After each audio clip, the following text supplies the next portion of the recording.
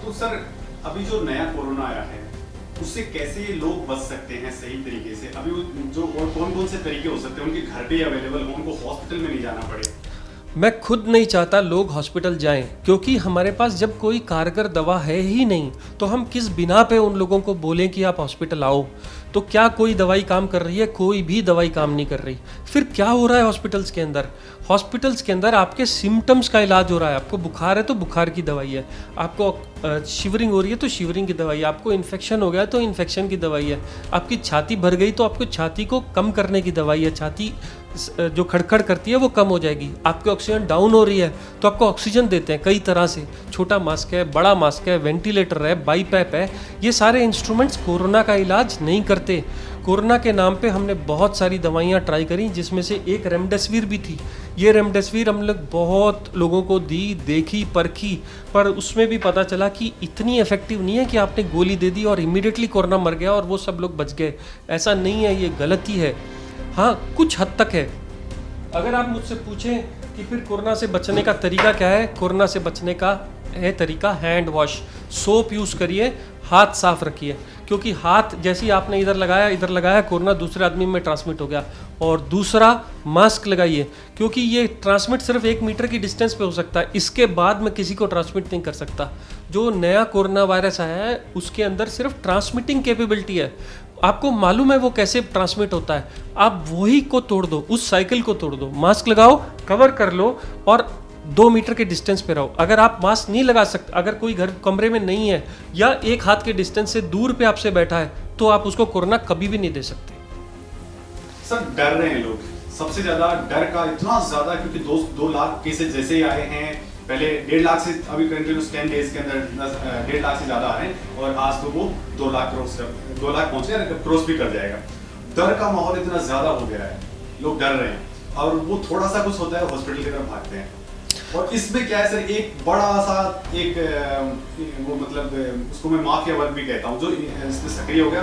जो एक पेशेंट पहुंचता है हॉस्पिटल में और वहां पे उनको इतना बुरी तरह से काटा जाता है, उस पर सर कुछ बताइए आप। सर, कोरोना डर की बीमारी है, इसमें कोई दुरहा नहीं है। बहुत सारे लोग सिर्फ इसलिए मर गए क्योंकि उनको ये सिर्फ बता दिया गया कि आपको कोरोना पॉजिटिव है।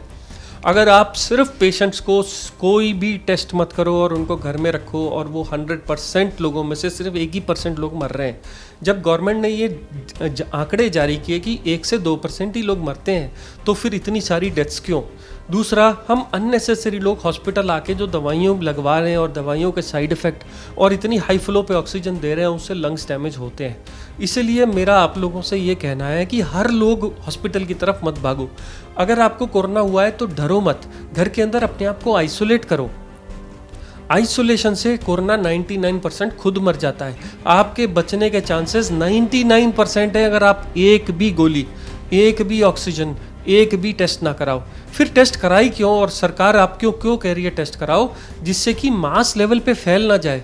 मान लीजिए कि मैं अगर किसी सोशल सर्विस प्रोवाइडर हूँ, या मैं प्लेन में ट्रेवल कर रहा हूँ, या मैं एक ऐसी जगह पे जाके बोलता हूँ जहाँ पे 100 लोग सुनते हैं, तो वहाँ पे मैं उन लोगों को अफेक्ट ना कर दूँ या ट्रेवल के टाइम और देशों में अफेक्ट ना हो जाए, इसलिए टेस्ट कराना ज़रूरी है।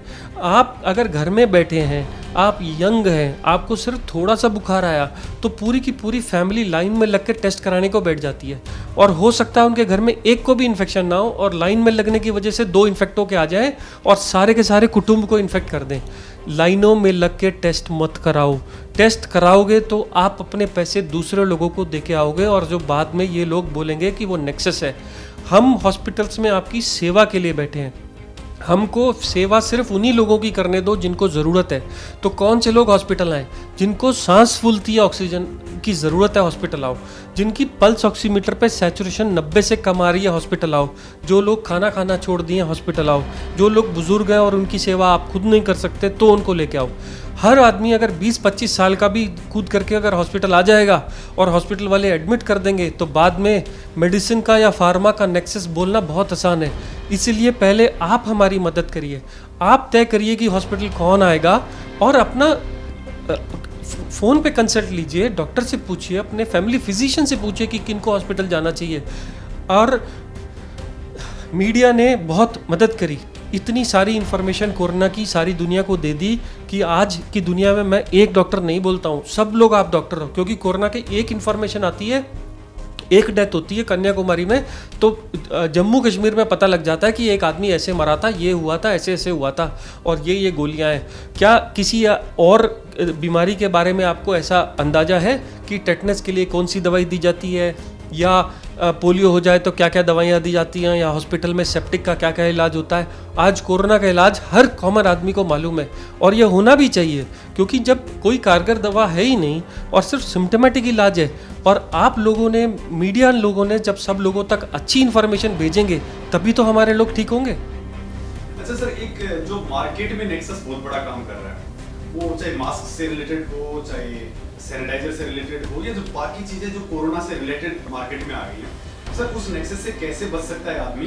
कि वास्तव में क्या जो मार्केट में जो मास्क बिक रहा है, क्या वही पावरफुल है, या फिर हम उसको घर पे भी बना सकते हैं, घर पे भी यूज वाला जो चीजें होती हैं वो कर सकते हैं, या सोप का इस्तेमाल को लेकर के, या जो बाकी चीजें हैं, कौन कौन सी चीजें जो हम इजी वे में हमारे किचन में अवेलेबल हो जाए, हमारे घर पे अवेलेबल हो जाए?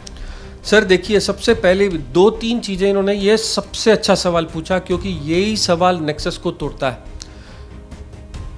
सैनिटाइजर सिर्फ हॉस्पिटल यूज़ के लिए बनाया गया था। इसका पर्पस ये है कि जब हम ऑपरेशन करते हैं तो स्किन को डिसइंफेक्ट करते हैं, जिससे कि बैक्टीरिया या और चीज़ें इससे मर जाएं। सैनिटाइजर से वायरस नहीं मरा करते। दूसरा, साबुन से अच्छा सैनिटाइज़र दुनिया में आज तक ना बना है, ना बन पाएगा शायद। घर का बना हुआ साबुन और पानी से हाथ धोने से अच्छा सैनिटाइज़र दुनिया में नहीं है। तो सैनिटाइज़र का नेक्सस ही ख़त्म हो गया। बची दूसरी बात, मास्क कौन सा अच्छा और कौन सा बुरा, और कौन से वाला N95 कौन सा वाला N95 नहीं। आप मोटा मोटा एक चीज़ समझ लीजिए, कॉमन पॉपुलेशन को कोई भी N95 मास्क की ज़रूरत नहीं है। जो लोग 2 मीटर की डिस्टेंस पे रहते हैं उन लोगों को मास्क की ज़रूरत नहीं है। 5 साल से छोटे बच्चों को मास्क नहीं लगाना, क्योंकि उनको पता नहीं होता, उनकी ऑक्सीजन कम हो जाती है। कपड़ा का मास्क भी काम करता है, सिर्फ एक कंडीशन में N95 मास्क लगाना है। अगर आप एक कोरोना पेशेंट की सेवा कर रहे हो, आपके घर में कोरोना पेशेंट है और आपको उस कमरे में जाना ज़रूरी है, और आप उससे 2 मीटर के पास रहते हो, उसको खाना खिलाना चाहते हो, नर्सेज, डॉक्टर्स, हॉस्पिटल्स, उनको N95 मास्क की ज़रूरत है, वहाँ पे यूज़ करो। और दूसरा, इसको नेक्सस मत बनने दो। 700 रुपये, 1400 रुपये के नाम पे मास्क बेचे गए, जो आज 30 रुपये के बिक रहे हैं। क्यों नहीं जाके सवाल पूछते कि उनके ऊपर रेगुलेटरी अथॉरिटीज़ क्यों उसको रिस्ट्रिक्ट नहीं करती कि ये N95 मास्क की अपर लिमिट, इसके ऊपर आप नहीं बेच सकते। अच्छा सर, एक हम जो जनरल आदमी है वो टेस्ट करवाने जाता है, और RT-PCR टेस्ट जो इसका होता है, तो सर वो टेस्ट दुनिया का सबसे बड़ा मजाक साबित हो गया है। और अभी जो साइंटिस्ट है वो खुद कह रहे हैं कि बहुत सारे जो मरीज आ रहे हैं वो RT-PCR टेस्ट में नेगेटिव है, लेकिन वो एक अलग ही टाइप का कोरोना की वजह से उनमें पता ही नहीं चल रहा, डिटेक्ट नहीं हो रहा। तो सर आपको लगता है कि ये वास्तव में मजाक ज्यादा हो रहा है? ये क्यों हो रहा है मजाक? क्या वास्तव में इसमें साइंटिफिक गलती है, या फिर जनरली ये यहाँ भी कोई नेक्सस काम कर रहा है? सर RT-PCR जो एक ज़माने में एग्जिस्ट भी नहीं करता था, 1 साल पहले आया। इन लोगों ने इतना पैसा बनाया टेस्टों के नाम पे, जिसका कोई हद भी नहीं है। किसको टेस्ट कराना है?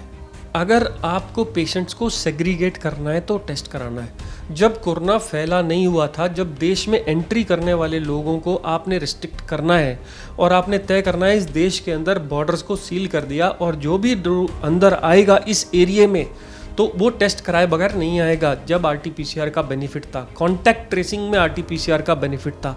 अब आजकल कोई भी का गला खराब होता है, वो चला जाता है टेस्ट कराने को। एक तो ये ओवर यूज़ ऑफ टेस्ट जो कॉमन लोगों के लिए अलाउ कर दिया गया। कुछ टाइम पहले गवर्नमेंट ने कहा था जब तक डॉक्टर लिख करके स्टैंप लगा के नहीं देगा और बताएगा नहीं कि क्यों करा रहा है, जब तक टेस्ट नहीं होगा। आज ओपन कर दिया है और हर लैब के अंदर ये टेस्ट अवेलेबल है। सब लोग इससे पैसा कमा रहे हैं और लोग डर के मारे खर्चा कर रहे हैं। बंद करिए RT-PCR कराना जब तक आपका डॉक्टर खुद नहीं कहता कि इसकी ज़रूरत है और आपको सेग्रीगेट करना है। एक फैमिली में किसी को कुछ नहीं था, चलो जाएंगे टेस्ट कराने, टेस्ट कराया, 12 में से 10 पॉजिटिव निकले और 2 नेगेटिव निकले। सब रो रहे हैं। जो नेगेटिव है वो ये बोल कर रो रहा है कि मैं कैसे बचूं, जो पॉजिटिव बोल रहा है कि मैं क्या करूं। और प्रॉब्लम कहाँ शुरू हुई? जहां आपने टेस्ट कराया। अननेसेसरी टेस्ट कराना बंद कर दो। हाँ, जो कोरोना का जो नया वाला वायरस म्यूटेट हुआ वो कई बार RT-PCR टेस्ट में नहीं आता। 10 में 8 लोग पॉजिटिव आते हैं, 2 गलत रिपोर्ट्स पहले आया करती थी, अब बोल रहे हैं कि 2 की जगह 3 आएंगी।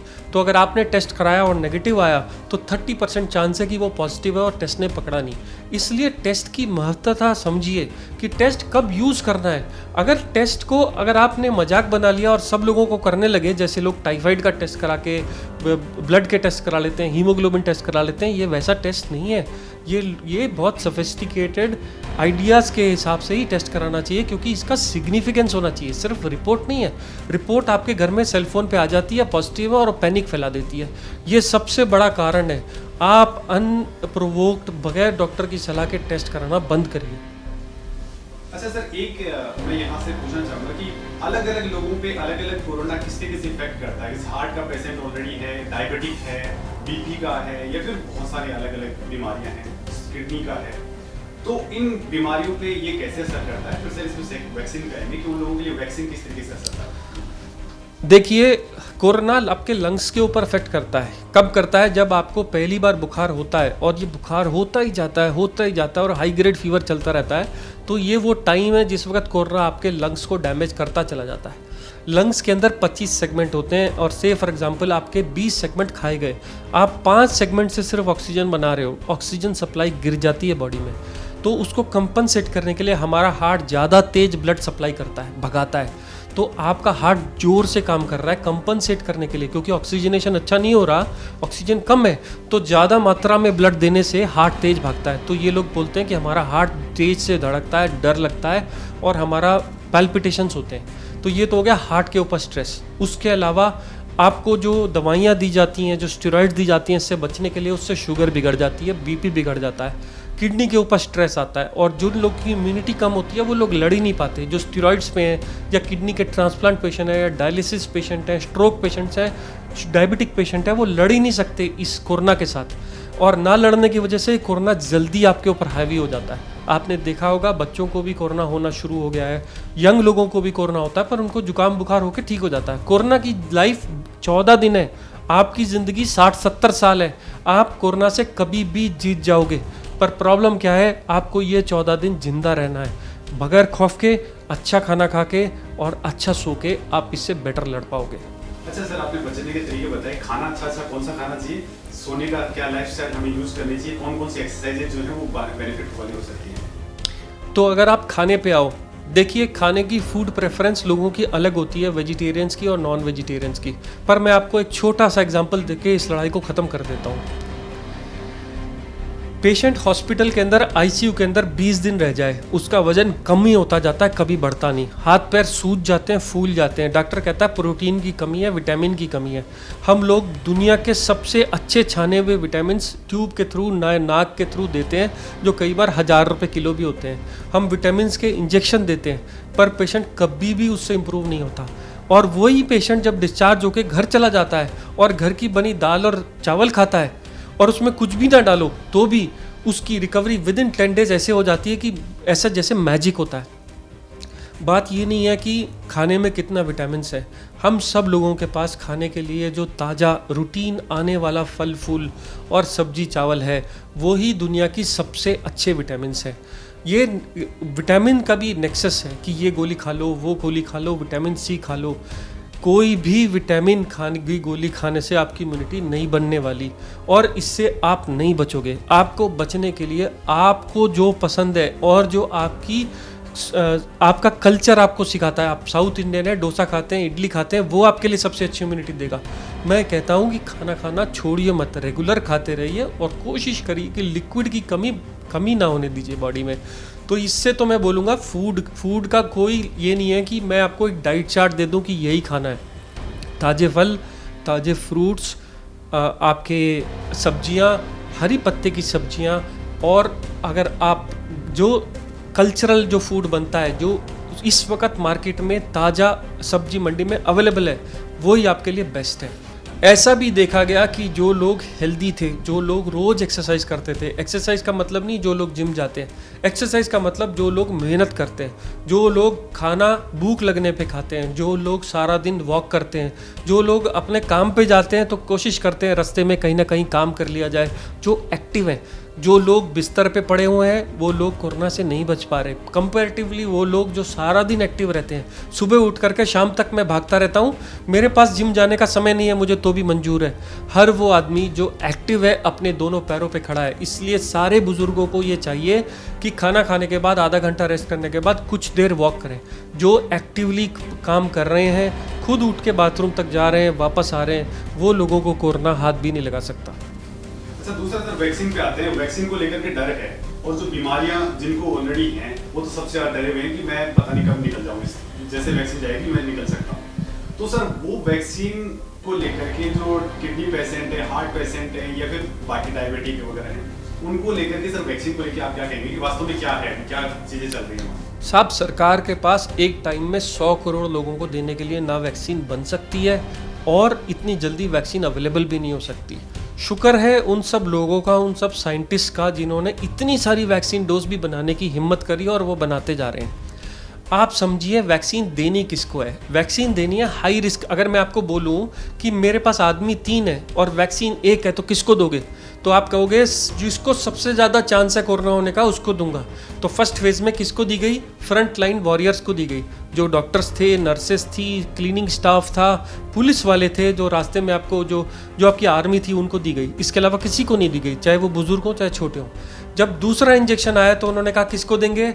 हम देंगे 60 से ऊपर वाले बुजुर्ग। क्यों? क्योंकि उनको कोरोना हुआ तो बच नहीं सकते। किडनी वाले पेशेंट्स जिनको डायलिसिस चल रहा है उनको देंगे। ब्रेन के स्ट्रोक के पेशेंट्स, हार्ट अटैक वाले पेशेंट्स, स्टंट वाले पेशेंट, बाईपास वाले पेशेंट्स, इन्फेक्शन वाले पेशेंट, जो लोग कमज़ोर हैं उन वो वाले पेशेंट्स, या 45 से ऊपर वाले जिनको स्टेरॉइड्स चल रहे हैं। हर वो आदमी जो 45 से ऊपर की उम्र का है और उसको कोरोना होने से खतरा है, वो नहीं बच पाएगा, उसी को वैक्सीन दे रहे हैं हम सेकंड फेज़ में। अब तीसरे फेज़ में कौन लोग आएंगे? बाकी सारे लोग। हमारी जवान पॉपुलेशन जिसको आज कोरोना होने से खतरा कम है उसको हम आज भी नहीं दे रहे। क्यों? क्योंकि वैक्सीन शॉर्टेज है। जल्दी ही जब और वैक्सीन की सप्लाई आ जाएगी तो सारी की सारी पॉपुलेशन को वैक्सीन दी जाएगी। सिर्फ आज की तारीख में डॉक्टर्स और 45 से ऊपर वालों को वैक्सीन दी जा रही है। एक बड़ा गलत वर्ड यूज़ किया गया, वैक्सीन के साइड इफ़ेक्ट्स क्या हैं? साहब, लोग कहते हैं कि वैक्सीन का साइड इफ़ेक्ट है बुखार और हरारत। गलत बोलते हैं। वैक्सीन का ये साइड इफ़ेक्ट नहीं, ये वैक्सीन का इफेक्ट है। याद करिए, जब छोटे बच्चे को पोलियो ड्रॉप्स लेने जाते हैं या टीपीटी का टीका लगवाने जाते हैं तो उसको एक दिन बुखार आता है, हरारत होती है, वो रोता है। क्यों? क्योंकि वैक्सीन एक मरा हुआ वायरस है जो आपकी बॉडी में डाला जाता है और आपकी बॉडी उस मरे हुए वायरस से लड़ती है। और अगर कोई भी फीवर नहीं आ रहा, इसका मतलब वैक्सीन है ही नहीं, वो बेकार हो गई वैक्सीन, या आपके अंदर काम ही नहीं करी। अगर आपको फीवर आ रहा है तो वो साइड इफ़ेक्ट नहीं है, वो इफेक्ट है वैक्सीन का। अगर आपको वैक्सीन के बाद छोटा मोटा बुखार आता है तो मैं खुश हुआ कि मुझे बुखार आया, कि मुझे वैक्सीन ने काम किया और कुछ तो मेरे अंदर है जो अगली बार कोरोना से मुझे प्रोटेक्ट करेगा। जी सर, यूथ पे किस तरीके से ये असर कर रहा है, ये यूथ और स्पेशली बच्चों के ऊपर अभी जो आया है कोरोना? पहले वाला कम था, इस बार वाला ज़्यादा है, क्यों सर? पहले जब सिर्फ ये कोरोना इफेक्ट करता था जिनकी इम्यूनिटी कम होती थी, जैसे ओल्ड एज लोग, किडनी वाले, हार्ट वाले पेशेंट्स, उनको ज़्यादा इफेक्ट करता था। अब क्योंकि कोरोना वायरस म्यूटेट हो गया है, वो और पॉपुलेशन में भी एंटर कर रहा है। रिसेंटली देखा गया है बच्चों को भी इन्फेक्ट कर रहा है। पर डरने की बात इसलिए नहीं है कि बच्चों को ये एक मामूली जुकाम, बुखार, खांसी, ये सब जैसा फीचर्स कर रहा है। पर हाँ, ये अभी यंग एज में और बच्चों में आ गया है। ये देखा गया है सेकेंड वेव में कि बच्चे अफेक्ट हो रहे हैं।